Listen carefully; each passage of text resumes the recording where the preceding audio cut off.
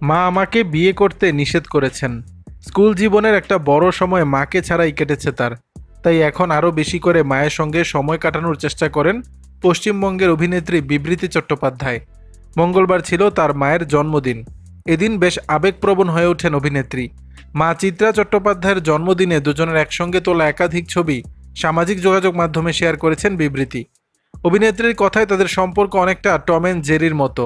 কর্মসূত্রে চিত্রাকে দেশের বিভিন্ন জায়গায় যেতে হয়েছে, কিন্তু রাজস্থানের স্কুলে পড়াকালীন 5 বছর মায়ের সঙ্গ পেয়েছিলেন বিবৃতি। অল্প বয়সে মায়ের সান্নিধ্য পাননি বলে মনের মধ্যে কোনো দুঃখ পুষে রাখেননি বিবৃতি, বরং এখন আরও বেশি করে মায়ের সঙ্গে সময় কাটাতে চেষ্টা করেন। 2020 সালে বাবাকে হারিয়েছেন বিবৃতি। জীবনে চলার পথে মনোবল থেকে শুরু করে ইচ্ছাশক্তি এবং স্বাধীন জীবনযাপনের আদর্শ তিনি মাকে দেখে রপ্ত করেছেন বলে জানান। অভিনেত্রীর কথায়, এখনও পর্যন্ত ক্যারিয়ারে যেভাবে এগিয়েছি সেখানে মায়ের নীরব সমর্থন পেয়েছি। মা এবং আমার পরিবার কিন্তু আমাকে প্রত্যেক মুহূর্তে সমর্থন করে। এই মুহূর্তে নিজের ক্যারিয়ারের দিকে মনোযোগ দিতে চাইছেন বিবৃতি।